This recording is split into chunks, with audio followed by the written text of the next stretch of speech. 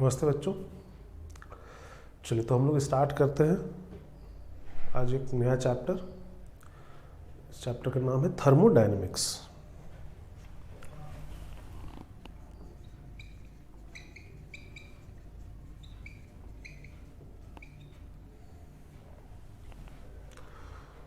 इस चैप्टर का नाम है थर्मोडायनेमिक्स। ठीक है, इस चैप्टर को हम लोग स्टार्ट करते हैं।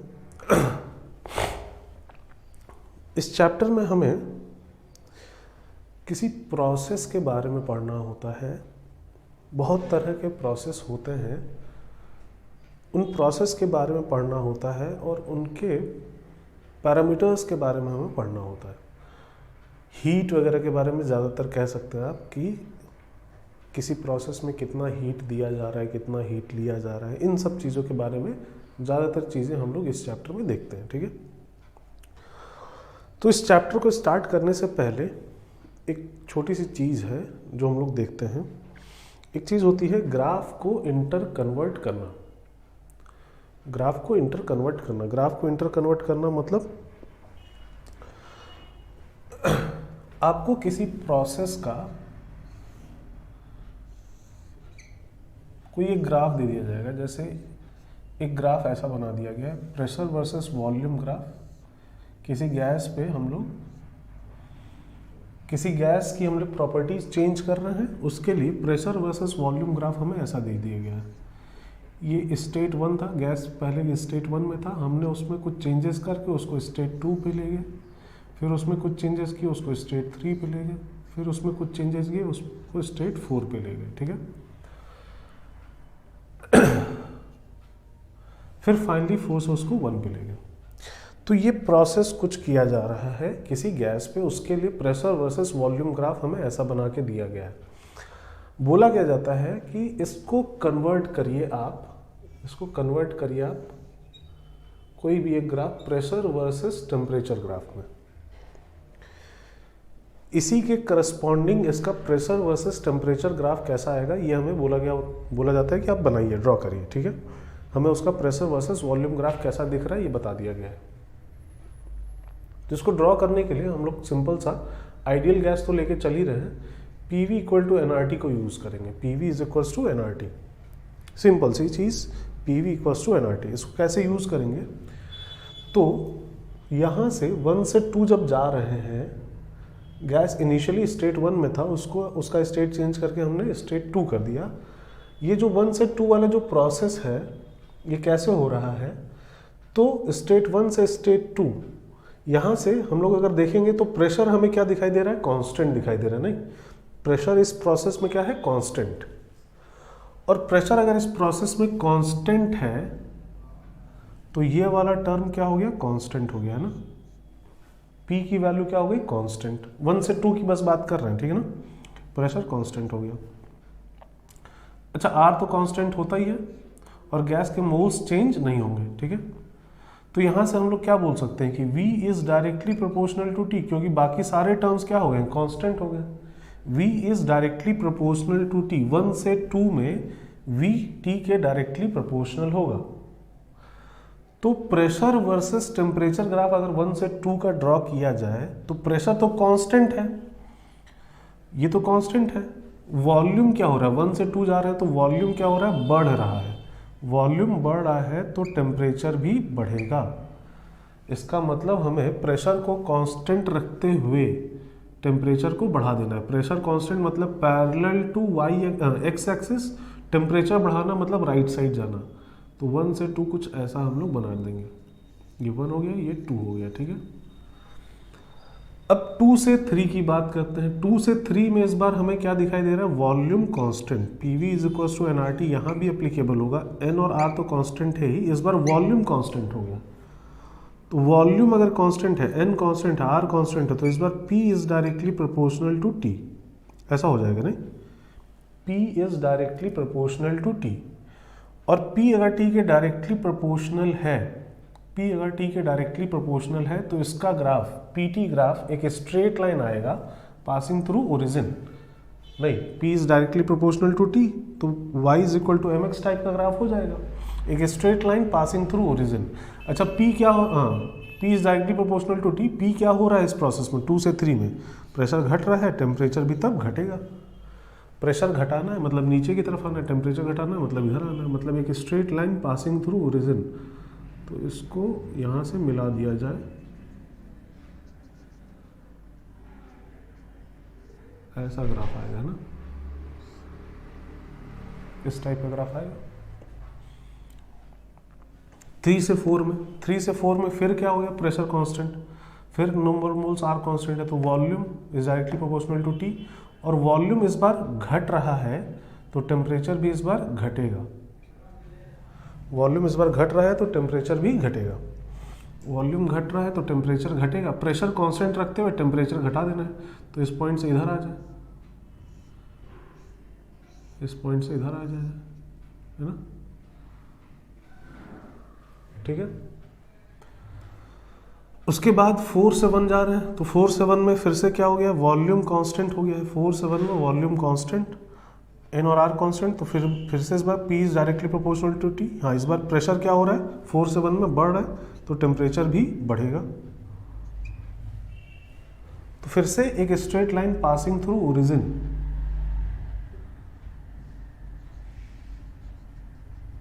जो कि इसको कनेक्ट करेगी, मतलब ये चीज यहां तक आनी चाहिए थी और उसके बाद ऐसा होना चाहिए था। ये 1 से 2 हो गया, ये 2 से 3 हो गया, ये 3 से 4 हो गया और ये 4 से वापस 1। ऐसा ग्राफ होना चाहिए था इसका, प्रेशर वर्सेस टेम्परेचर ग्राफ। तो ये इंटर कन्वर्जन करने के लिए बोला जाता है, हमें दिया जाता है कि ग्राफ को इंटर कन्वर्ट करिए, ठीक है। चलिए इसको ड्रॉ कर लीजिए।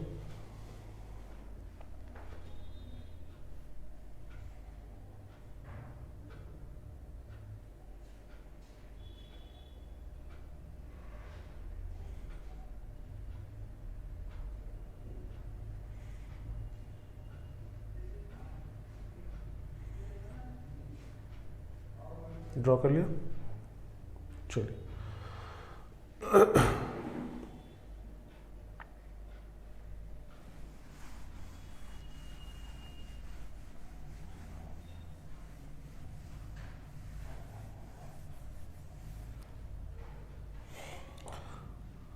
आपको हो सकता है इसका volume versus temperature graph draw करने दे दिया जाए, किसी का volume versus temperature graph draw करिएगा, इसको ड्रॉ देखिएगा कैसा आ रहा है, ठीक है।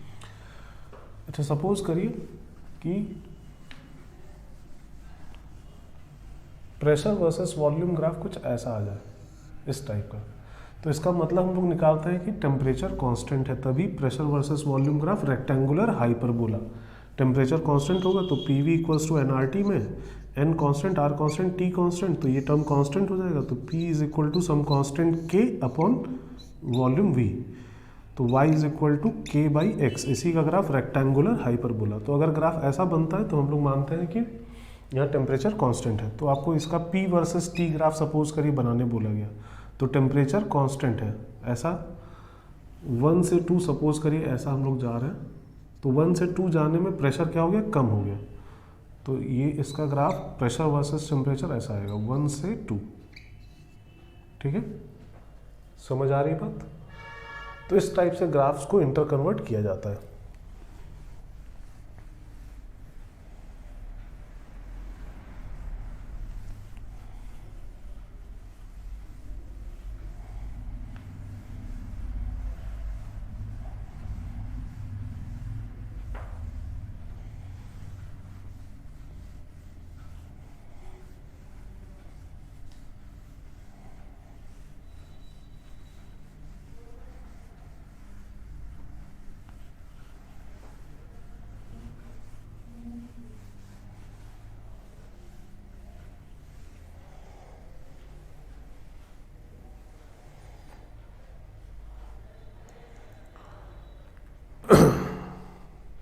हो गया। चलिए, तो ये ग्राफ का इंटर कन्वर्जन होता है, इस पे बेस्ड क्वेश्चंस पूछे जा सकते हैं, ठीक है। अब हम लोग आते हैं इस चैप्टर पे।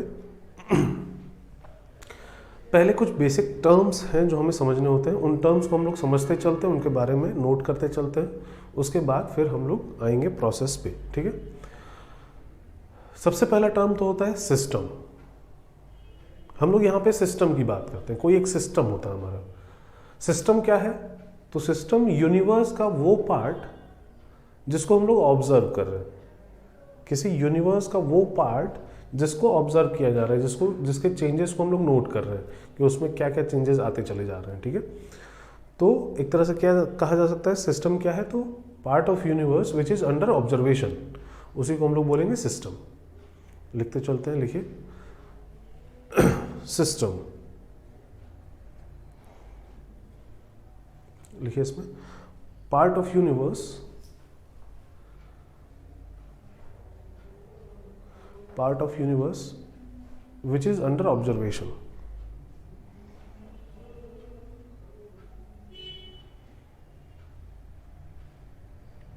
part of universe which is under observation, लिखा। अब दूसरा टर्म होता है सराउंडिंग। तो सराउंडिंग क्या होता है? तो हमने एक सिस्टम लिया, अब यूनिवर्स का एक पार्ट हो गया सिस्टम, तो यूनिवर्स का जो पार्ट बचा हुआ है सिस्टम को छोड़ के वो कहलाएगा सराउंडिंग। और इसको हम लोग ऐसे कह सकते हैं कि सराउंडिंग यूनिवर्स का वो पार्ट है जो सिस्टम को अफेक्ट कर सकता है या सिस्टम से अफेक्ट हो सकता है। यूनिवर्स का वो पार्ट जो सिस्टम को अफेक्ट कर सकता है या सिस्टम से अफेक्ट हो सकता है, इसको बोला जाता है सराउंडिंग, ठीक है। लिखते हैं, लिखिए surrounding,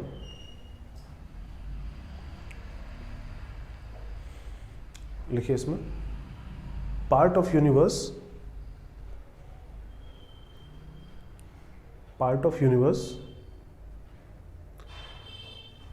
which can affect the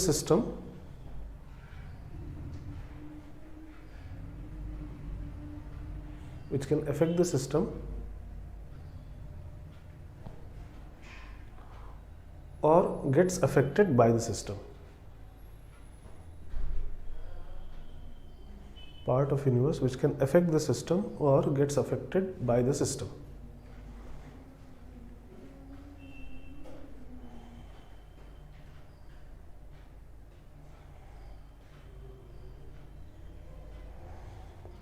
लिखा। और यूनिवर्स अब क्या होगा? तो सिस्टम प्लस सराउंडिंग को मिला दिया जाए तो यूनिवर्स। अच्छा, यूनिवर्स का मतलब वो यूनिवर्स नहीं जहाँ हम लोग रहते हैं, हमारा यूनिवर्स नहीं, यूनिवर्स हमारे ऊपर हम डिफाइन करना चाहें।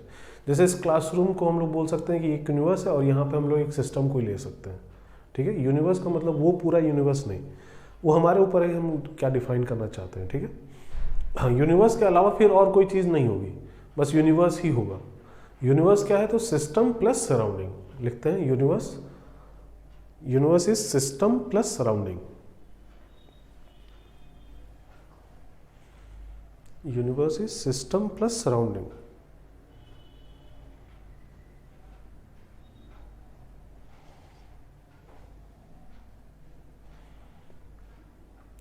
लिखा। चलिए, अब हम लोग को बात करनी होती है टाइप्स ऑफ सिस्टम की। टाइप ऑफ सिस्टम्स, हम लोग बोलते हैं 3 तरह के सिस्टम होते हैं। पहला बोला जाता है ओपन सिस्टम। ओपन सिस्टम का मतलब क्या? एक ऐसा सिस्टम जो अपने सराउंडिंग के साथ मैटर और एनर्जी दोनों का एक्सचेंज कर सकता है। मैटर भी एक्सचेंज कर सकता है और एनर्जी भी एक्सचेंज कर सकता है। ऐसे सिस्टम को हम लोग बोलते हैं ओपन सिस्टम, ठीक है। सिंपल सी बात है, एक ऐसा सिस्टम जो अपने सराउंडिंग के साथ मैटर भी एक्सचेंज कर सकता है और एनर्जी भी एक्सचेंज कर सकता है, ऐसे सिस्टम को बोला जाता है ओपन सिस्टम। लिखते हैं, वहां पे लिखिए ओपन सिस्टम, हेडिंग डाल लीजिए टाइप्स ऑफ सिस्टम, उसमें पहला लिखिए open system.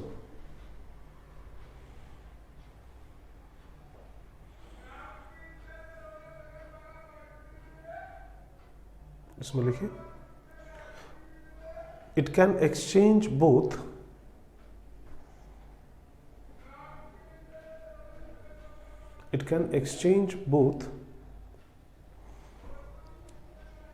matter and energy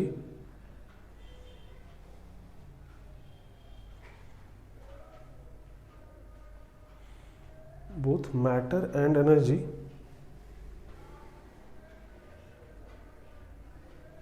with its surroundings.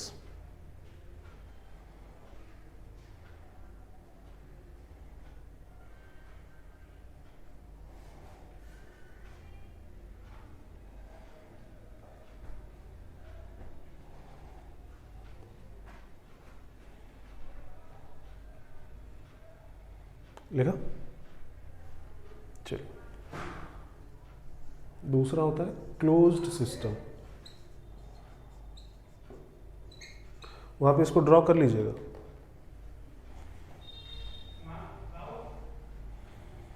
लिखा? चलिए, सेकंड लिखिए, closed system.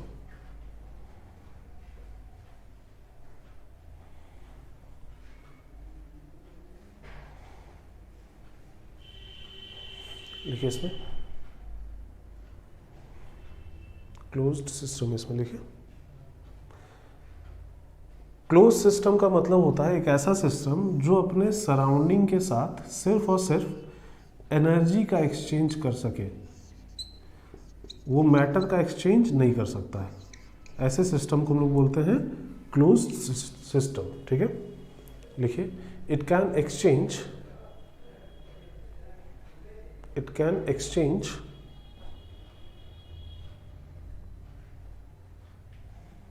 only energy with its surroundings.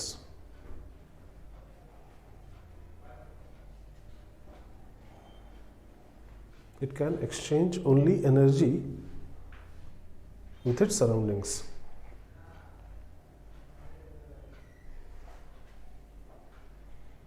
इसको ड्रॉ कर लीजिए वहां पे। ये हर तरफ से क्लोज्ड है तो मैटर ना इसके अंदर आ सकता है ना इससे बाहर जा सकता है। हाँ, एनर्जी का हम लोग एक्सचेंज कर सकते हैं। ठीक है,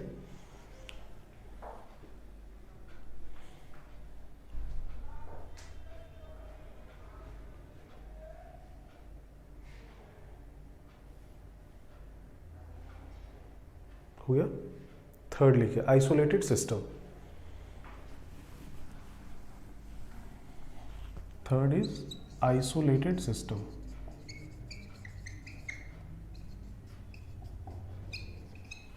आइसोलेटेड सिस्टम का मतलब क्या?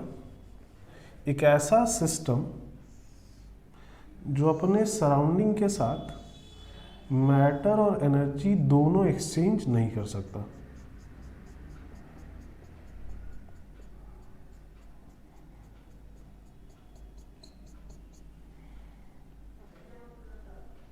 कुछ इस तरह का सपोज करिए, यहाँ से हम लोग कुछ एनर्जी का भी एक्सचेंज नहीं कर सकते इसके साथ, ना ही मैटर का एक्सचेंज कर सकते हैं। तो इस तरह के सिस्टम को हम लोग बोलते हैं आइसोलेटेड सिस्टम। लिखिए third, isolated system.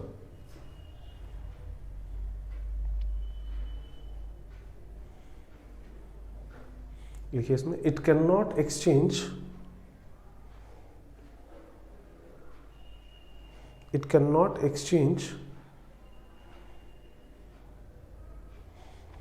it cannot exchange both matter and energy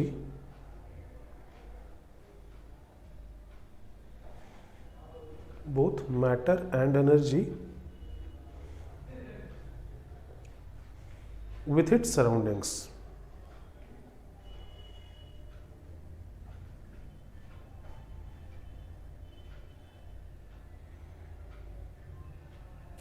Both matter and energy with its surroundings.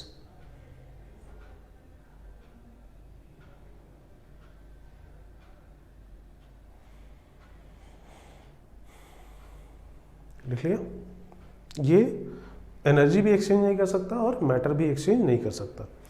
जैसे एग्जांपल है, एक चाय का कप है, चाय का कप, तो उसमें अगर चाय रखी है तो ये हमारे लिए किस तरह का सिस्टम हो जाएगा? ओपन सिस्टम हो जाएगा। उससे मैटर निकल रहा है, उससे एनर्जी डिसिपेट हो रही है, तो ये ओपन सिस्टम हो जाएगा। वही एक क्लोज्ड कंटेनर में कोई गैस आप रख दीजिए, वो एक हमारे लिए क्लोज सिस्टम हो जाएगा। ठीक है, आइसोलेटेड सिस्टम का रियल एग्जांपल हमारे पास नहीं होता है, क्योंकि कोई भी परफेक्टली आइसोलेटेड नहीं होता है, कुछ ना कुछ एक्सचेंज एनर्जी का हो ही जाता है। ठीक है, जैसे जो आजकल थर्मस फ्लास्क आते हैं, थर्मस फ्लास्क एक तरह से वो कह सकते हैं कि वो आइसोलेटेड सिस्टम है। अगर उसमें पानी पूरे टाइम गर्म ही रहे तो, अगर गर्म पानी रख दें तो पूरे टाइम अगर गर्म ही रहे तो उसको आइसोलेटेड सिस्टम बोलेंगे। उससे ना तो हम लोग मैटर का एक्सचेंज कर रहे हैं, कर रहे हैं, ना ही एनर्जी का एक्सचेंज कर रहे हैं।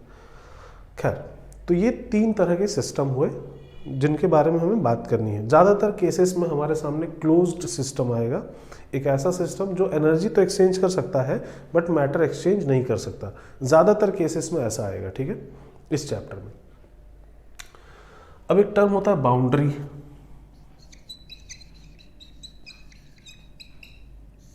एक टर्म है बाउंड्री।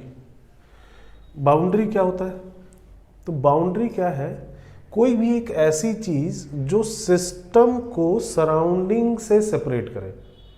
सिस्टम को सराउंडिंग से सेपरेट करने वाले इंटरफेस या कोई भी एक ऐसी चीज को हम लोग क्या बोलते हैं? बाउंड्री। ठीक है, जैसे ये बाउंड्री हो गई, ये बाउंड्री हो गई, ठीक है। अच्छा, बाउंड्री के बारे में बोला जाता है कि ये रियल भी हो सकता है या फिर इमेजिनरी भी हो सकता है। जैसे यहाँ पे आपको ये जो बाउंड्री दिख रही है क्या है? रियल बाउंड्री है। या फिर ये जो बाउंड्रीज दिख रही है ये क्या है? Real boundary. बट सपोज करो ये कंटेनर है, एक कंटेनर है ये, इसका वॉल्यूम आप बता रहे हैं 10 लीटर, तो इसका वॉल्यूम 10 लीटर कहीं कुछ मार्क करेंगे ना आप? नहीं, ये वॉल्यूम 10 लीटर होगा, है ना। ये वॉल्यूम मतलब ऐसा तो होगा नहीं कि ऊपर से लेके आ जाएंगे वॉल्यूम 10 लीटर नापने के लिए। एक हम लोग फिक्स करेंगे ना, कुछ एक लिमिट, अपर लिमिट यहाँ पे लगाएंगे ना कि इसके अंदर जो वॉल्यूम है ये है 10 लीटर। तो यहाँ पे बाउंड्री है नहीं, हमने इमेजिन कर लिया कि यहाँ बाउंड्री है, ये करने के लिए, है ना। तो ये बाउंड्री इमेजिनरी बाउंड्री है, ये रियल बाउंड्री नहीं है। रियल बाउंड्रीज ये 3 दिख रही है हमें, है ना।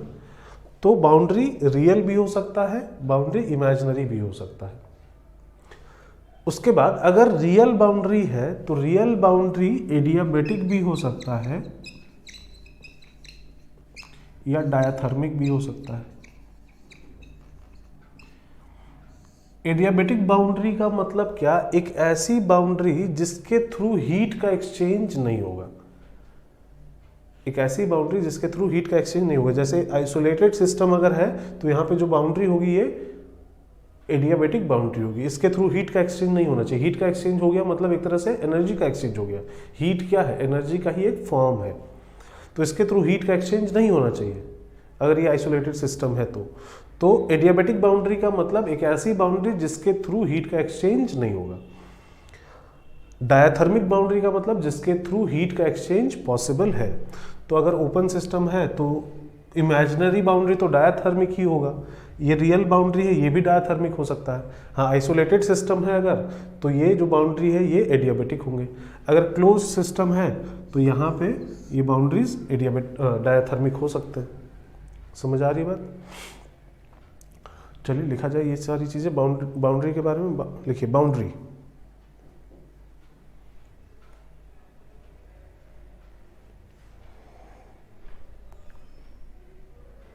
लिखिए इसमें इंटरफेस और एनीथिंग, इंटरफेस और एनीथिंग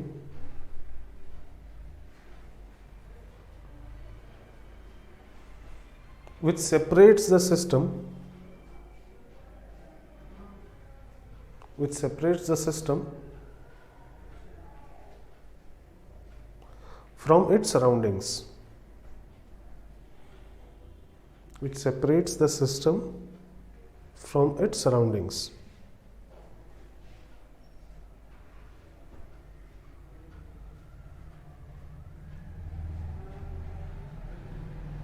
लिखा? चलिए नेक्स्ट लाइन से इसी में लिखिए। A boundary can be, a boundary can be real or imaginary.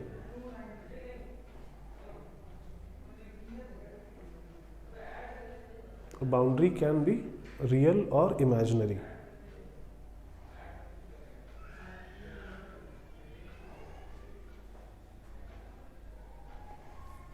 लिखा? नेक्स्ट लाइन फिर लिखिए। A real boundary can be, a real boundary can be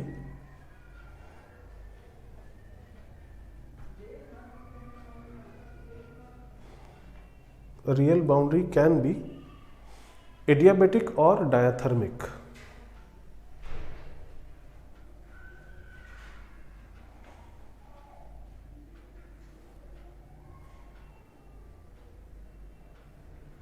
real boundary can be adiabatic और डायाथर्मिक, लिख लिया। चलिए, तो ये सब कुछ कॉमन टर्म हो गए, सिस्टम, सराउंडिंग, यूनिवर्स, बाउंड्री, ये सब कुछ कॉमन टर्म्स हो गए, है ना।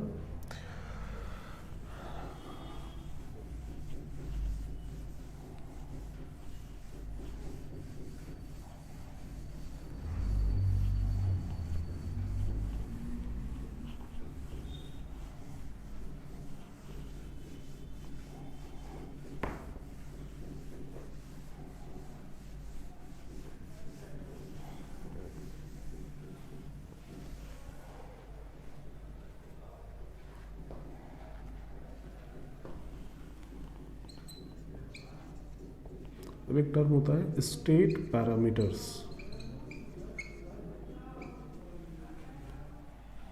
स्टेट पैरामीटर्स और वेरिएबल्स ऐसा बोला जाता है। स्टेट पैरामीटर्स ये क्या होता है? कोई भी एक ऐसा पैरामीटर जिससे हम लोग किसी सिस्टम को डिफाइन करें। कोई एक सिस्टम है हमारा, सपोज करिए, इस सिस्टम को डिफाइन करने के लिए कोई भी पैरामीटर जो हम लोग यूज कर रहे हो उसको हम लोग बोलेंगे स्टेट पैरामीटर। जैसे सपोज करिए एक कंटेनर है जिसमें गैस रखी है, तो इसको डिफाइन करने के लिए इस गैस, ये जो सिस्टम है ये अभी किस स्टेट में है, इसको बताने के लिए हम लोग इसका प्रेशर बता सकते हैं कितना है, इसका वॉल्यूम बता सकते हैं कितना है, इसमें गैस के मोल्स कितने हैं, या उसका मास कितना है, या उसकी डेंसिटी कितनी है, या उसका टेम्परेचर कितना है, या उसका रिफ्रैक्टिव इंडेक्स कितना है, या अगर हम लोग सपोज करिए कोई सॉल्यूशन ले लेते हैं तो उसकी मोलारिटी कितनी है, उसकी मोलालिटी कितनी है, उसका मोल फ्रैक्शन कितना है, या फिर उसकी हीट कैपेसिटी कितनी है। और हीट कैपेसिटी दो तरह की होती है, कांस्टेंट प्रेशर पे, कांस्टेंट वॉल्यूम पे। तो हीट कैपेसिटी कितनी है, या फिर उसकी एक टर्म होता है इंटरनल एनर्जी कितनी है, उसको हम लोग रिप्रेजेंट करते हैं यू से, कैपिटल यू से, इंटरनल एनर्जी। या उसकी एंथैल्पी कितनी है, उसको हम लोग रिप्रेजेंट करते हैं एच से। या उसकी एंट्रोपी कितनी है, जिसको हम लोग एस से रिप्रेजेंट करेंगे। या उसकी गिब्स फ्री एनर्जी कितनी है, उसको हम लोग जी से रिप्रेजेंट करेंगे। कोई भी एक ऐसा टर्म जिसको हम लोग यूज कर सकते हैं किसी सिस्टम को डिफाइन करने के लिए, उसको हम लोग कहते हैं स्टेट पैरामीटर और वेरिएबल। ये किसी सिस्टम के स्टेट को डिफाइन करता है कि सिस्टम अभी प्रेजेंट में किस स्टेट में है। ठीक है, तो ऐसे पैरामीटर्स को हम लोग बोलते हैं स्टेट पैरामीटर्स और वेरिएबल्स। लिखते हैं वहां पे ये सारी चीजें, लिखिए, हेडिंग डालिए स्टेट पैरामीटर्स और वेरिएबल्स। लिखिए इसमें parameters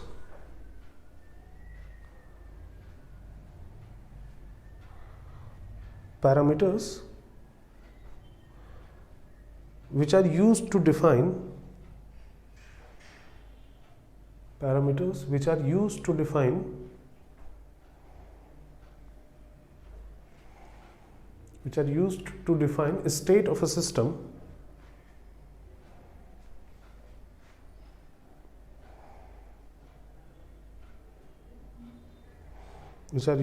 define a state of a system are called state parameters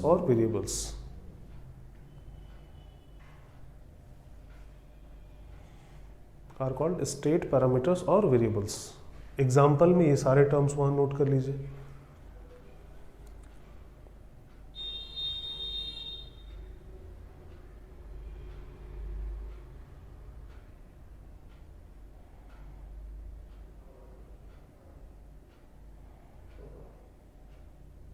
note कर लिया, सारे टर्म्स नोट कर लिए। चलिए, अब होता क्या है, ये जो पैरामीटर्स हैं इसको हम लोग दो पार्ट में डिवाइड करते हैं। एक बोला जाता है इंटेंसिव प्रॉपर्टी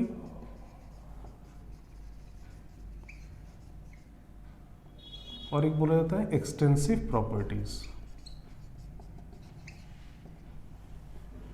जो भी पैरामीटर्स हैं जिससे हम लोग किसी सिस्टम को डिफाइन करते हैं, इनको हम लोग दो पार्ट में ब्रेक करते हैं, दो पार्ट में डिवाइड किया जाता है। एक बोला जाता है इंटेंसिव प्रॉपर्टीज और एक बोला जाता है एक्सटेंसिव प्रॉपर्टीज। अब ये क्या है, इंटेंसिव और एक्सटेंसिव क्या है? तो इंटेंसिव प्रॉपर्टीज ऐसी प्रॉपर्टीज होती हैं किसी सिस्टम की जो इस बात पे डिपेंड नहीं करती हैं कि जो सैंपल लिया गया है उसका अमाउंट कितना है। अमाउंट और साइज ऑफ सैंपल पे डिपेंड नहीं करने वाली प्रॉपर्टीज को हम लोग क्या बोलते हैं? Intensive properties. जो इन बातों पे डिपेंड ना करे उनको बोला जाता है इंटेंसिव प्रॉपर्टीज। बट वहीं कुछ प्रॉपर्टीज ऐसी होती हैं जो इन बातों पे डिपेंड करती हैं, अमाउंट और साइज ऑफ सैंपल, उनको हम लोग नाम देते हैं एक्सटेंसिव प्रॉपर्टीज। बात समझ में आ रही है? जैसे यहां पे कितने मोल गैस के हैं, क्या ये इस बात पर डिपेंड करेगा कि नहीं कि हमने यहां कितना अमाउंट लिया है गैस का? तो डिपेंड करेगा। तो नंबर ऑफ मोल्स क्या हो गया? Extensive property. या मास भी क्या हो जाना चाहिए? Extensive property. या वॉल्यूम भी क्या हो जाना चाहिए? Extensive property. टेम्परेचर तो इंटेंसिव हो जाना चाहिए, नहीं? जो टेम्परेचर थोड़ा सा का होगा वही पूरे का होगा। तो टेम्परेचर क्या हो जाएगा? Intensive property. ठीक है, टेम्परेचर एक इंटेंसिव प्रॉपर्टी। डेंसिटी, तो डेंसिटी भी इंटेंसिव हो जाएगा, नहीं? जो थोड़े से का डेंसिटी वही पूरे का डेंसिटी। तो ये डेंसिटी या टेम्परेचर ये सब अमाउंट पे डिपेंड नहीं करेंगे। या रिफ्रैक्टिव इंडेक्स, ये भी अमाउंट पे डिपेंड नहीं करेगा।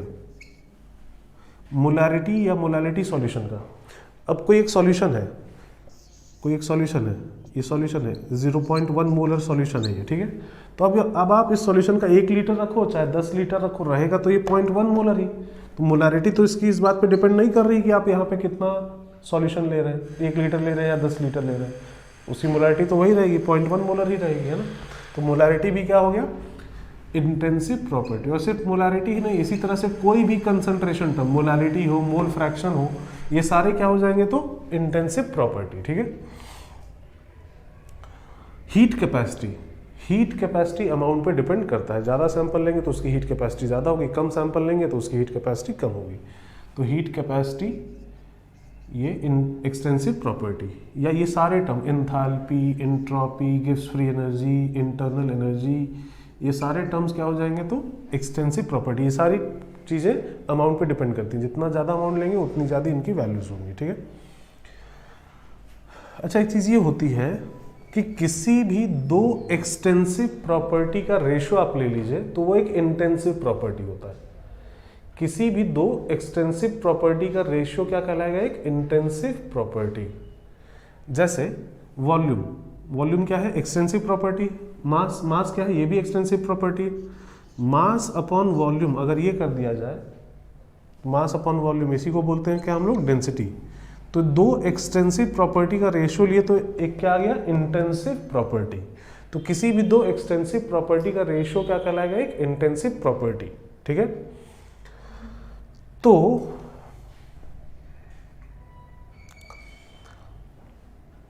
वॉल्यूम को अगर नंबर ऑफ मोल से डिवाइड कर दें तो इसको हम लोग बोलेंगे मोलर वॉल्यूम। वॉल्यूम को अगर नंबर ऑफ मोल से डिवाइड कर दिया जाए तो इसको क्या बोला जाएगा? Molar volume. जैसे मोलर मास का मतलब क्या होता है? एक मोल का मास। मोलर मास मतलब एक मोल का मास। वैसे मोलर वॉल्यूम का मतलब एक मोल का वॉल्यूम। और एक मोल का वॉल्यूम निकालेंगे तो जो वॉल्यूम है उसको मोल से डिवाइड कर देंगे, तो इसको बोला जाएगा वीएम, मोलर वॉल्यूम। तो ये दोनों एक्सटेंसिव प्रॉपर्टी है तो उसका रेशियो क्या कहलाएगा? एक इंटेंसिव प्रॉपर्टी। मोलर वॉल्यूम क्या हो जाएगा? एक इंटेंसिव प्रॉपर्टी। मोलर वॉल्यूम बोला जाए या मोलर इंटरनल एनर्जी बोला जाए या मोलर एंथैल्पी बोला जाए, मोलर एंट्रोपी बोला जाए, मोलर गिव्स फ्री एनर्जी बोला जाए,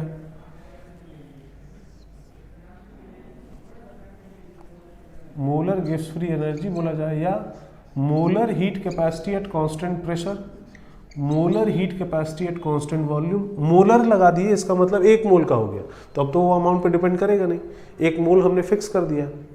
समझ में आ रही बात? नहीं आ रही है?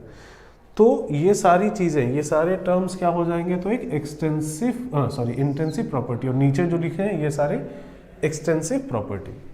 किसी भी दो एक्सटेंसिव प्रॉपर्टी का रेशियो एक इंटेंसिव प्रॉपर्टी होता है। ठीक है। चलिए इन सारी चीजों को वहां पे नोट करते हैं हम लोग। लिखिए जितना लिखा है उसके बाद लिखिएगा these parameters are divided into two categories. These parameters are divided into two categories.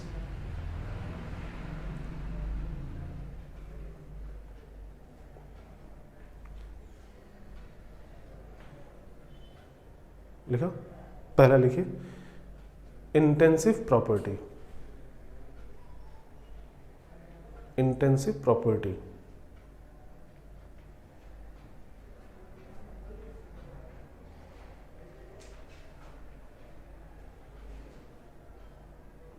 लिखिए इसमें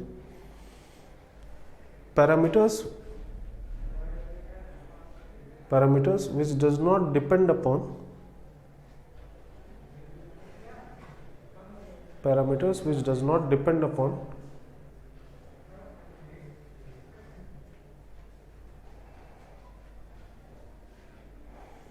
parameters which does not depend upon amount of substance,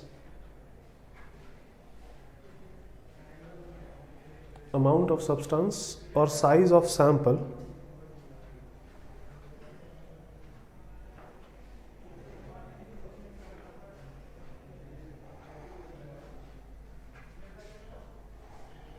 amount of substance or size of sample are called intensive properties, are called intensive properties.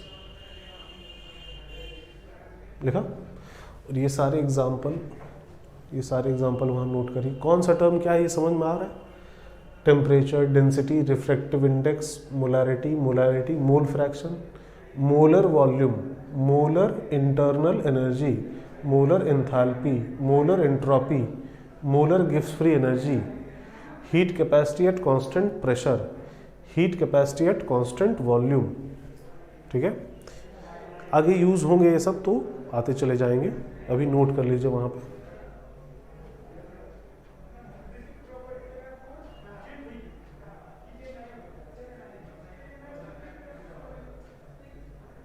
लिख लिया? चलिए second लिखिए extensive properties.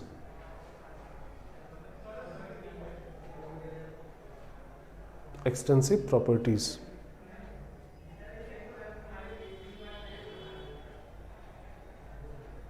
लिखिए इसमें properties which depend upon, properties which depend upon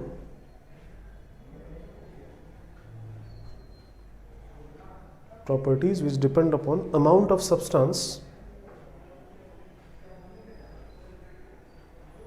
amount of substance or size of sample, amount of substance or size of sample are called extensive properties, are called extensive properties.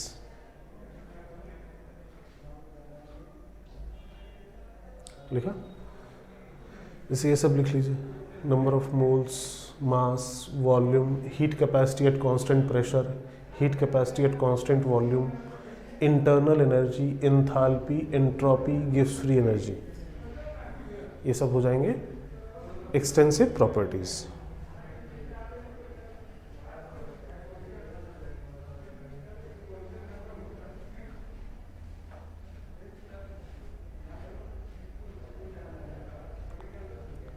लिखा? चलिए next line से वहाँ पे लिखिए, एक statement लिख लेते हैं हम लोग ये कि किसी भी दो एक्सटेंसिव प्रॉपर्टी का रेशियो एक इंटेंसिव प्रॉपर्टी होता है। चलिए लिखते हैं वहाँ पे, लिखिए नेक्स्ट लाइन से ratio of any two extensive property,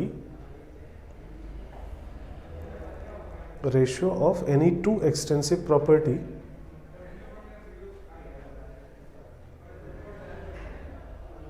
is an intensive property. Ratio of any two extensive property is an intensive property. Example लिखना चाहे तो ये दोनों एग्जाम्पल लिख लीजिए।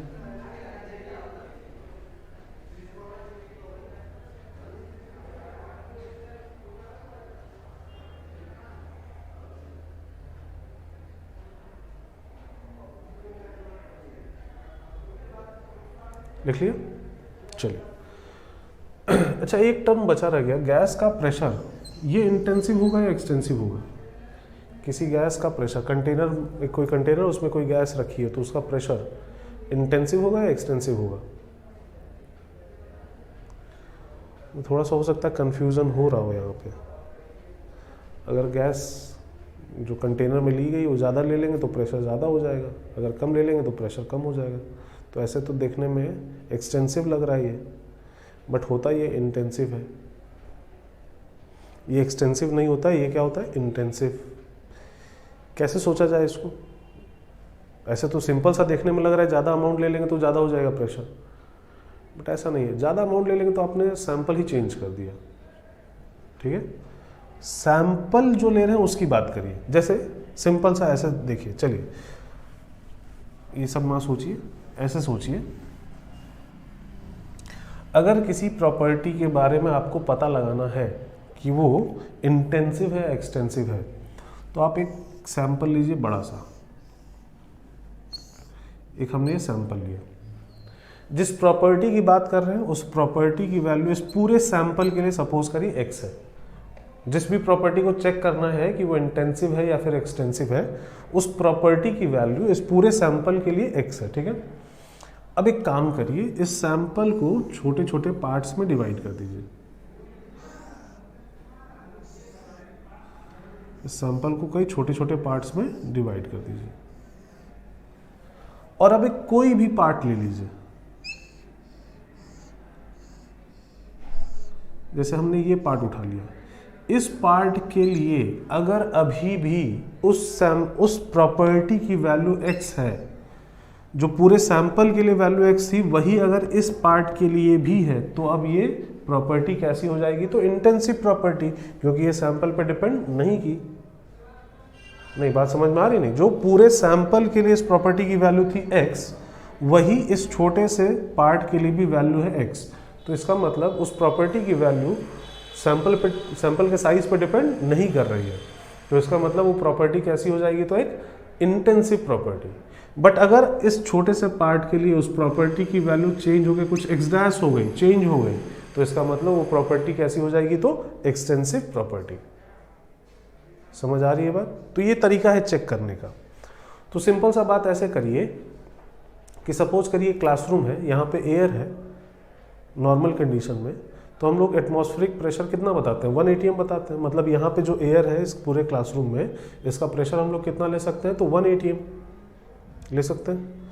चलिए अब हम एक काम करते हैं, एक इमेजिन करिए एक कंटेनर हम लोग यहाँ पे ले रहे हैं, ऐसा एक कंटेनर, क्यूब शेप का एक कंटेनर ले रहे हैं सपोज करिए।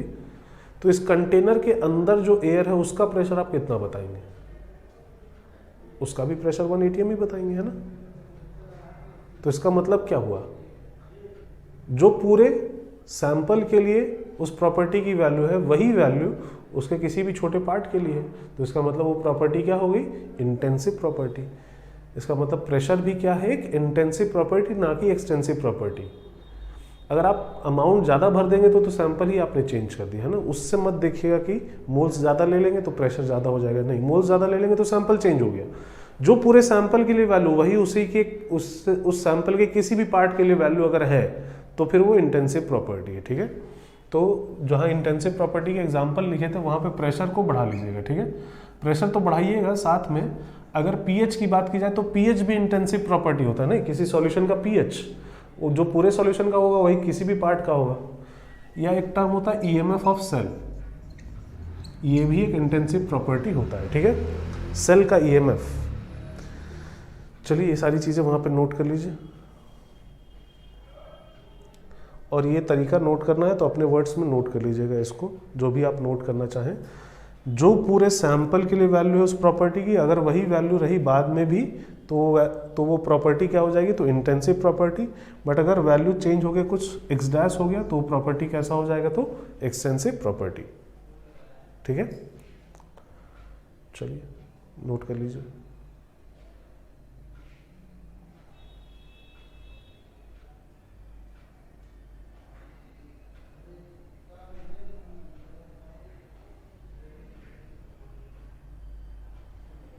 नोट कर लिया। चलिए अब एक टर्म होता है प्रोसेस।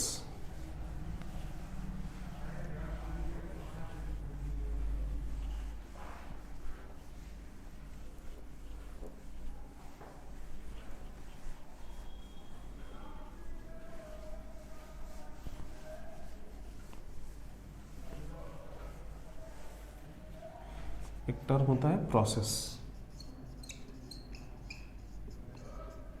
प्रोसेस क्या है? जैसे सपोज करिए हम लोग कोई गैसियस सिस्टम ले रहे हैं, हम लोग कोई गैसियस सिस्टम ले रहे हैं, ठीक है। एक कोई कंटेनर है, उसमें कोई गैस रखी है, तो उस गैस को डिफाइन करने के लिए हम लोग उसका प्रेशर बता सकते हैं, वॉल्यूम, मोल्स, इस टाइप से कुछ चीज़ें बता सकते हैं, टेम्परेचर वगैरह। तो हम लोग उसके लिए पीवी ग्राफ प्लॉट करते हैं। सपोज करिए उस गैस का स्टेट 1 था, मतलब यहाँ पे उस गैस का प्रेशर था P1 और वॉल्यूम था V1, ठीक है। प्रेशर था P1, वॉल्यूम था V1। हम इस गैस का स्टेट चेंज कर दे रहे हैं, स्टेट चेंज करके कर दे रहे हैं स्टेट 2, जहाँ पे इसका वॉल्यूम हो गया V2 और इसका प्रेशर हो गया P2, ठीक है। गैस इनिशियली स्टेट 1 में था, इसको डिफाइन करने के लिए हमने पैरामीटर्स यूज जो किए वो प्रेशर और वॉल्यूम यूज किया है। फाइनली गैस का स्टेट हो गया 2, इसको डिफाइन करने के लिए हम लोग प्रेशर और वॉल्यूम यूज कर रहे हैं, ठीक है। तो प्रोसेस क्या होता है? तो प्रोसेस एक पाथ होता है जिसके अलोंग सिस्टम एक स्टेट से दूसरे स्टेट में जा रहा होता है। समझ आ रही बात, नहीं आ रही? प्रोसेस क्या है? प्रोसेस सिंपली एक पाथ है जिसके अलोंग सिस्टम एक स्टेट से दूसरे स्टेट में जा रहा है। इसका मतलब हम लोग ऐसा भी बोल सकते हैं कि अगर सिस्टम का स्टेट चेंज हुआ है, इसका मतलब सिस्टम पे प्रोसेस हुआ होगा। समझ में आ रही बात? प्रोसेस का मतलब क्या? एक पाथ जिसके अलोंग सिस्टम एक स्टेट से दूसरे स्टेट में जा रहा है। और एक स्टेट से दूसरे स्टेट में जाने का सिर्फ एक पाथ नहीं होता है, कई पाथ होते हैं। ऐसे भी जा सकता है, या ऐसे भी जा सकता है, या ऐसे भी जा सकता है। समझ आ रही बात? नहीं। एक स्टेट से दूसरे स्टेट में जाने के कई पाथ हो सकते हैं। कितने? इन्फिनाइट नंबर ऑफ पाथ हो सकते हैं। तो एक स्टेट से दूसरे स्टेट में जाने के लिए infinite number of process possible है, इन्फिनाइट नंबर ऑफ प्रोसेस, ठीक है। बट प्रोसेस बेसिकली है क्या? तो प्रोसेस एक पाथ है जिसके अलोंग सिस्टम एक स्टेट से दूसरे स्टेट में जा रहा होता है। लिखते हैं, लिखिए वहां पे process.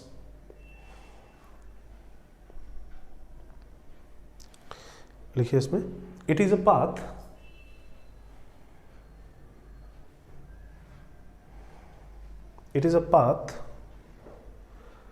along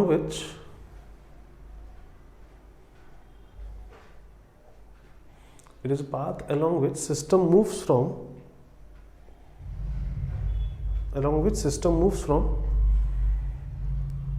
one state to another.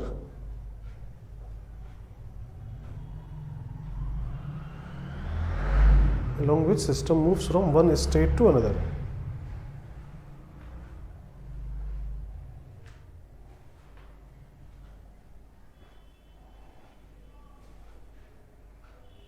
लिखा? इसको ड्रॉ करना चाहें तो वहाँ ड्रॉ कर लीजिए, वीडियो पॉज कर लीजिए, इसको ड्रॉ कर लीजिए वहाँ पे।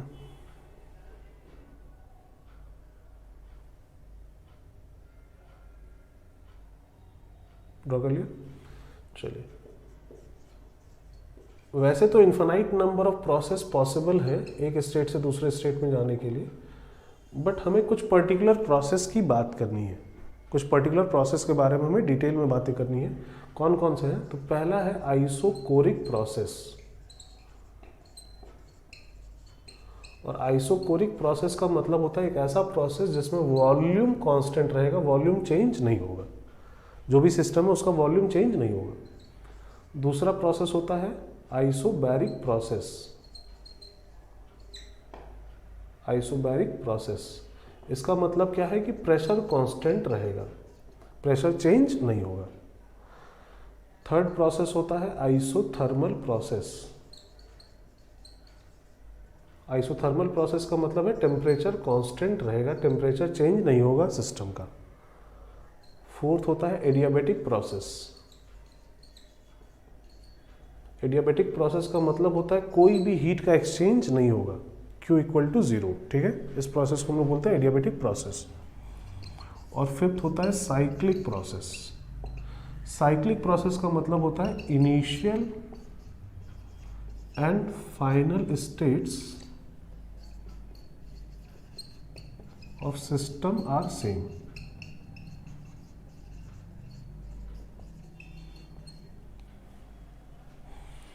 साइक्लिक प्रोसेस का मतलब क्या, सिस्टम जहाँ से चलता है फाइनली वहीं पे आ जाता है, इसको हम लोग बोलते हैं साइक्लिक प्रोसेस, किसी भी तरीके से हो सकता है, ठीक है। तो ये कुछ 5 प्रोसेस हैं जिनके बारे में हमें डिटेल में बात करनी है। अच्छा, इनके अलावा हम लोग बोलते हैं कि 2 और तरह से प्रोसेस होते हैं, रिवर्सिबल और इरिवर्सिबल। तो वो अलग तरीका है डिफाइन करने का, तो उसको हम लोग यहाँ पे नहीं लिखते हैं, आगे जब बात करेंगे तब वहीं पे उसकी बात कर लेंगे, रिवर्सिबल एंड इरिवर्सिबल की, ठीक है। तो लिखते हैं वहाँ पे types of process. Types of process, पहला लिखिए आइसोकोरिक प्रोसेस, आइसोकोरिक प्रोसेस, और इसमें लिख लीजिए वॉल्यूम इक्वल्स टू कांस्टेंट, या ये सारा आप नोट ही कर लीजिए सेम इसी तरह। साइक्लिक प्रोसेस में क्या लिखा है, initial and final states of system are same. System जिस स्टेट से चलता है फाइनली उसी स्टेट में वापस पहुंच जाता है, तो इसको हम लोग बोलते हैं साइक्लिक प्रोसेस, ठीक है। चलिए ये सारी चीज़ें नोट कर लीजिए, और आज के लेक्चर में हम लोग यहीं तक देखते हैं, अब इसके आगे हम लोग अपने नेक्स्ट लेक्चर में देखेंगे। Thank you.